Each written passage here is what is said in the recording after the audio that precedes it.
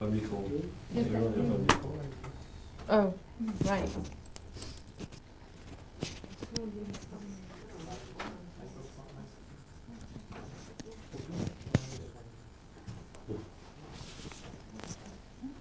Okay, when you want. Ready? Yes. Steady? Go. Steady, ready. Yeah.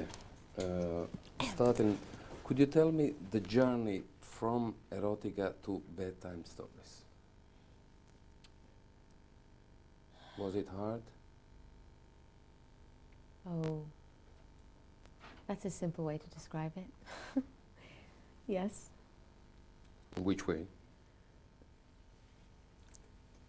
Well, it was hard to be so profoundly misunderstood and not be destroyed and go back to work and continue writing and being expressive and not and to try to express myself without listening to all the voices and thinking of all the things that people said, and that was hard.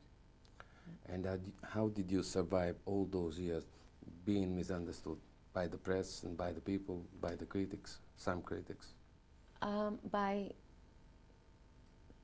knowing in my heart that it was what I wanted to do, and knowing,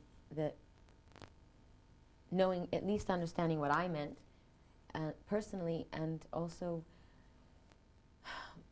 the people that I respect and admire, their opinions and their advice, and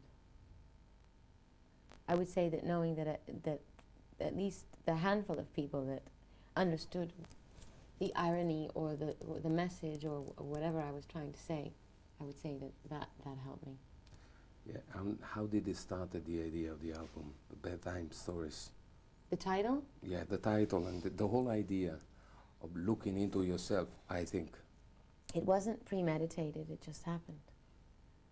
I would say that 2 years of really trying to understand myself and humanity, I mean, I think I got a huge education.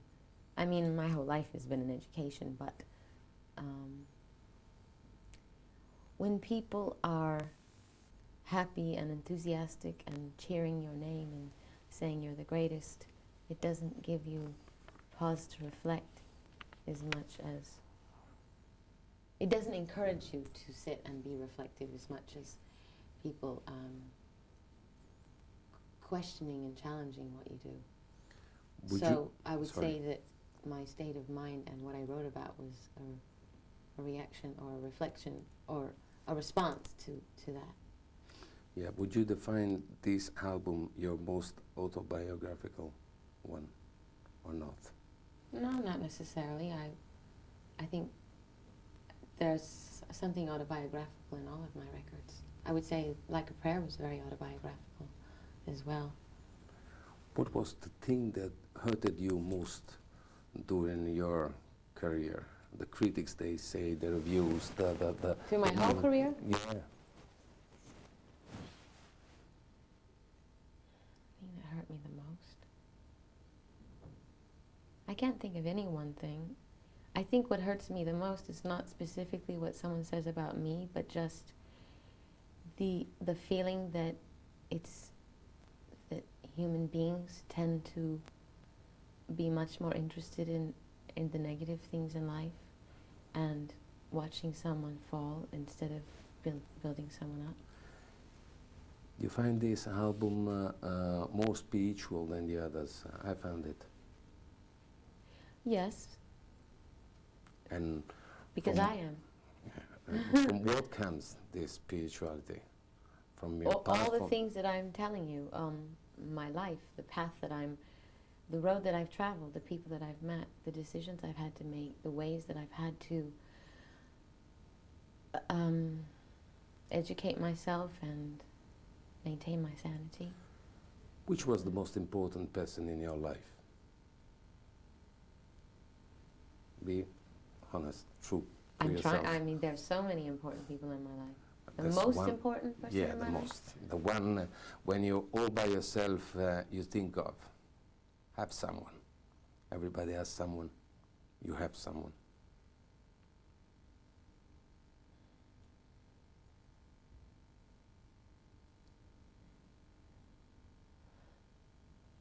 Most important person. I guess my mother.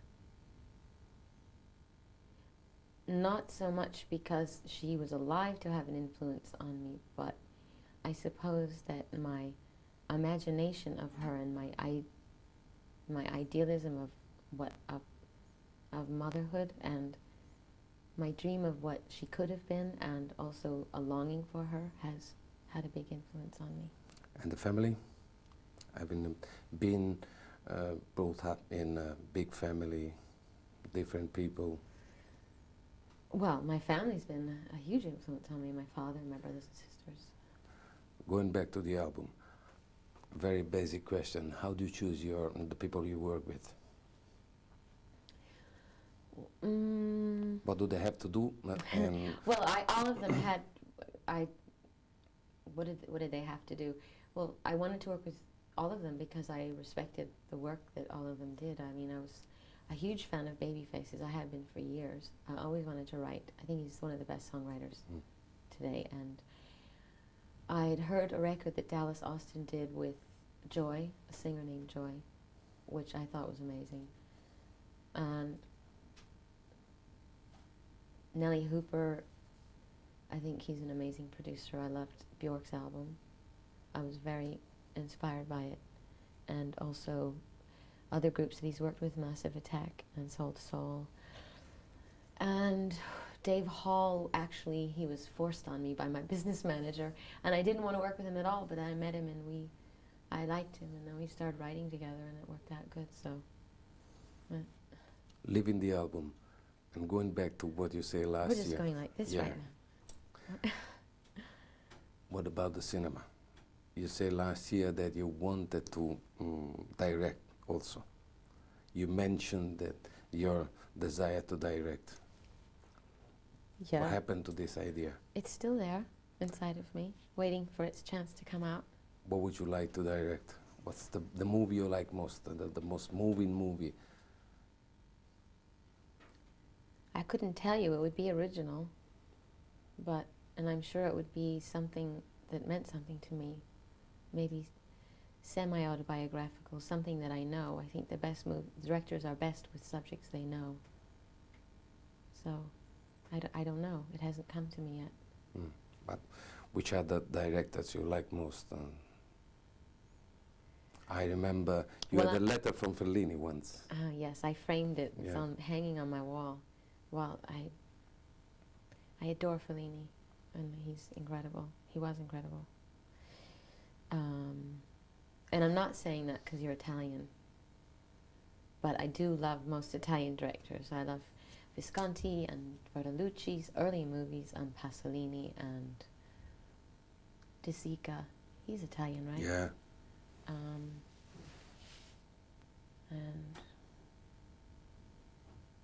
René, Godard, Renoir.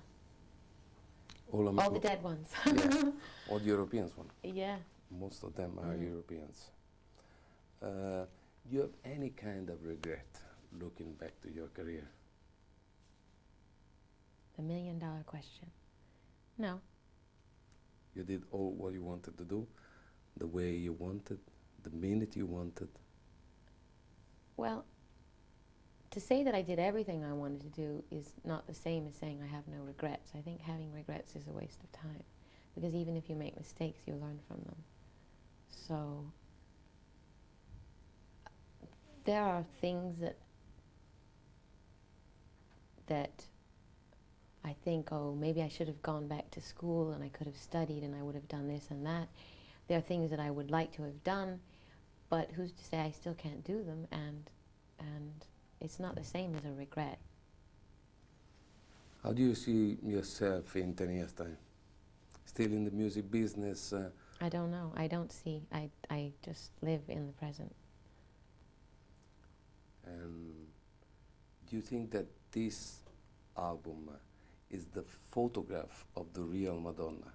The real Madonna that was missing in the past because it was a sort of a shape that you put in between you and the audiences. From what I hear from a few lines that I've heard from a few songs. If you haven't heard the record? Yeah. You have? Yeah, Okay. I loved it. The whole But- record? Yeah, my opinion is not. No, your opinion matters. I think that the more you do what you do, the better you get at it. So I would say that the more I write, the closer I come to my own voice. Like all writers, I think. I think in the beginning of every artist's career, you tend to copy people or be very inspired by people or take on the ideas of other people, and then slowly and surely you have more confidence and you start to find your own voice. What helps you most in writing? Say, meeting people, reading, watching television, seeing life, hearing people telling you stories, looking into yourself. What? All of the above. I mean, life, period. I would say that people inspire me. You know, whether it's a friend or someone I know intimately or someone I watch on the street. What gives you most at this time of your career the sense of your roots? Sense of my roots. Difficult one? No.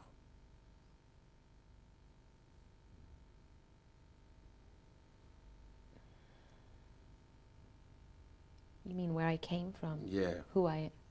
Who you are, Well, who where you I still came from are. and who I am is kind of Yeah. different, but on the other hand, it's the same.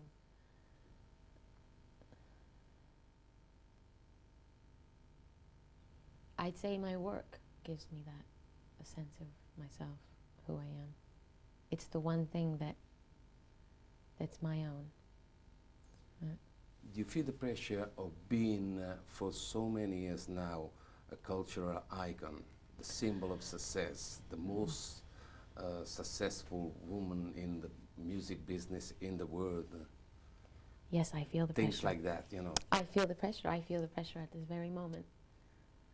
And how do you deal or fight this pressure for being yourself, for remain the girl The girl 10, from 15 years the ago? girl from Detroit. Yeah.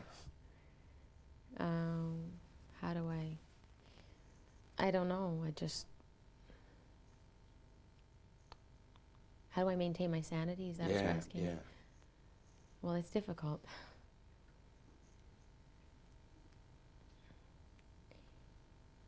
I think that I'm surrounded by people that help me, my friends, people that I work with, people that I guess keep me in touch with reality. I surround myself with people that have a sense of humor, that are intelligent.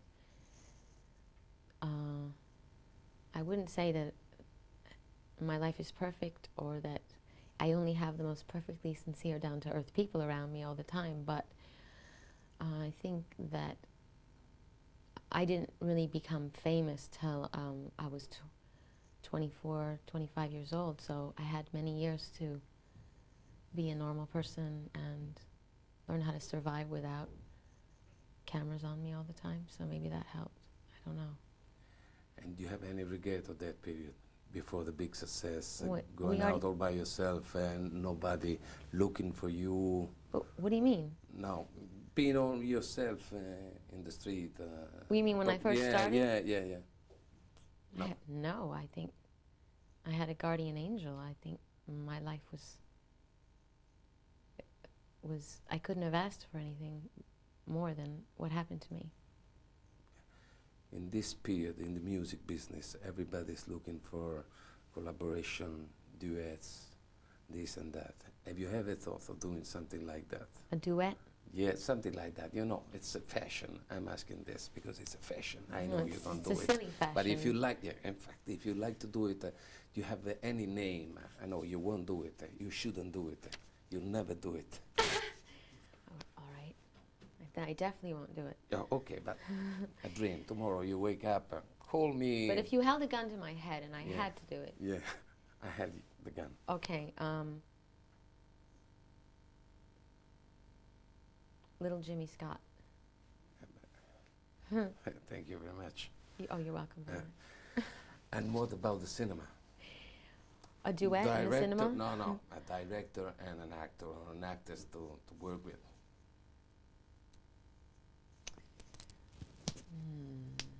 To crack my knuckles for that one.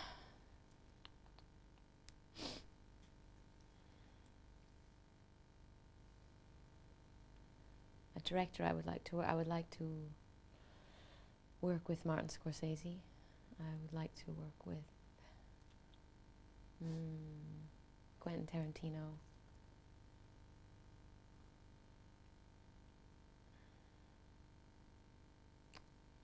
All the other good ones are dead. But I must be leaving someone out. I'm sure I can't think of anybody right now. All Little Americans. Oh, Pedro Almodovar. Who? Almodovar. Ah, grande. Yeah. The Spanish one. Yeah. Yeah, and actors and actresses.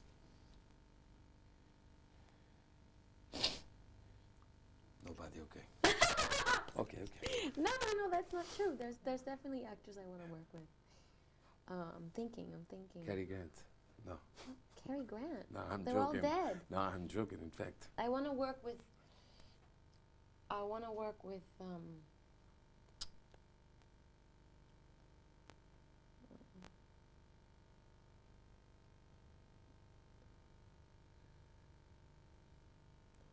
Helmut Berger. No, the actors that are alive that I really admire. I mean, there's a lot of them. Just can't. I think Gary Oldman is incredible. I'd love to work with him. Eric Roberts. Yeah. Who told you the bedtime stories when you were a girl, very little girl? My father. And what sort of bedtime stories were? Scary? No, beautiful, not scary. Snow White? Italian fairy tales? Well, he told me a lot of tales, but I only remember the stupidest ones, and I don't remember the specific plot. I just remember that it took place in a garden, and there was a rabbit, and the rabbit was very bad, and the rabbit was always trying to sneak into the garden and eat the vegetables. It was something about good and evil, but something about a carrot and a rabbit. It sounds really boring. Your relationship with him is improved during the year? With my father? Yeah. I would say, yeah. Mm-hmm. How did you deal in the Vogue interview to destroy such a cultural icon like Norman Mailer? You destroyed him. In Esquire? Yeah, Esquire. You destroyed him. I did? Yeah, completely, because he looked like a poor intellectual, run down, completely run down. How did you manage to do this with such a cultural icon of the American culture? Probably you have a receipt to do something like that with such a... I wasn't attempting to destroy him. No, I know, but at the end of the article, the conversation was you 100%, him 1%. Did I win by a knockout? Yeah. Well, I guess I just... Weren't you afraid of meeting someone like him? I think that he was... I think we talked about... I think we had a fairly intellectual conversation. I mean, he asked me intelligent questions, and that inspired me. It's hard to sound intelligent when people ask you stupid questions. So he raised the level of my game, so to speak. Stupid question, which was the most stupid question they ever asked you? What was the most stupid Yeah, question? sorry.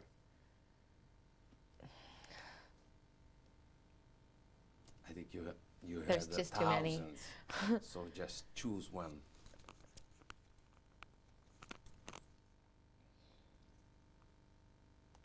Do I think I've gone too far? Going back to bedtime, as I said before, it has a sense, to me, I heard it twice only, it has a sense of great spirituality, very subtle. How it comes from your faith, from being raised as a Catholic girl and never having forgotten that ray. Well, I would think that the spirituality that is very subtle but very deep. Right. It's more based in the teachings of Hinduism and Buddhism than Catholicism. It's more Eastern, I think. I think it's a struggle. I mean, I was raised as a Catholic, and whether I like it or not, I will always have a rather Catholic view of the world. A sense of sin. A sense of sin, very patriarchal, and always in a struggle with that, you know, the father figure and the sense of sin and redemption and the struggle of good and evil and all of those things. And maybe the ideas that I embrace in my record, which are that happiness lies in your own hand, is the opposite of that, and the fight with that, and that God exists in all of us, and trying to come to terms with that and find my own sense of religion, because although I am Catholic in my bones, I am looking for something else in my blood. You know what I mean? Yeah, that doesn't make sense, probably. No, but no. Yeah, and thinking of that, how did you get in touch with the Eastern philosophies and religion? Say Buddhism, you said before, Buddhism and Zen. Reading. Yeah, I'm reading. Reading. Alan Watts. Have you ever heard of a writer named Andrew Harvey? No. Oh, he's a Rhodes Scholar, and he's Indian, but he grew up in London, and he wrote a book called Hidden Journey, and it was his influence and his experience. He befriended an Indian woman. Her name is Mother Meera. She's called a divine avatar. Have you ever heard of that? Well, you'd have to read the book. I'm sorry, I'm not into it. Sorry, forgive me. Well, I wasn't into it either. I'm Someone going just to, gave me the book. But it's actually a very spiritually enlightening book, but very simple. So I was really influenced by that. Yeah.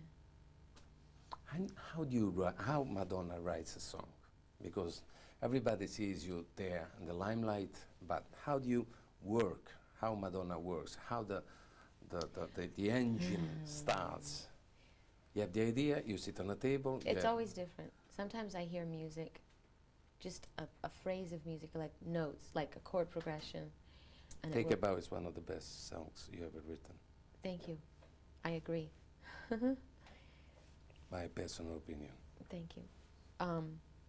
Well, for instance, that song, I heard the melody, da da da da da da da. That's what Babyface was playing when I walked in. Yeah. And generally, when I hear music and it clicks in my head, I have to be by myself in a room. I lay on my stomach on the floor and I write in a book, and I just play the music over and over and over again till I write the whole song out, and then go back to the music and make a structure or form with the music, and then go back and change the words again.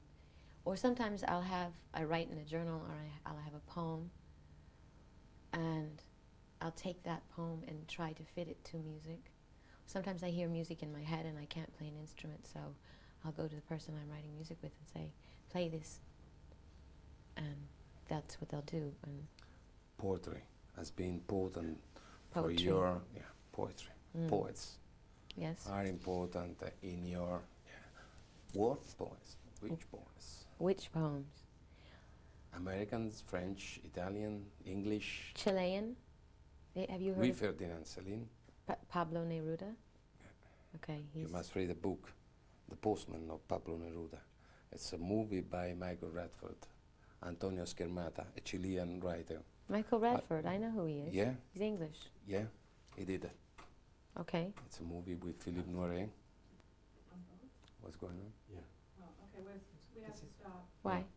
because we're out of time. Okay. Oh, mi dispiace. Mi dispiace, il postino, Antonio Scarmeta. No, you read me down. Also, the first picture from Madonna's Notorious.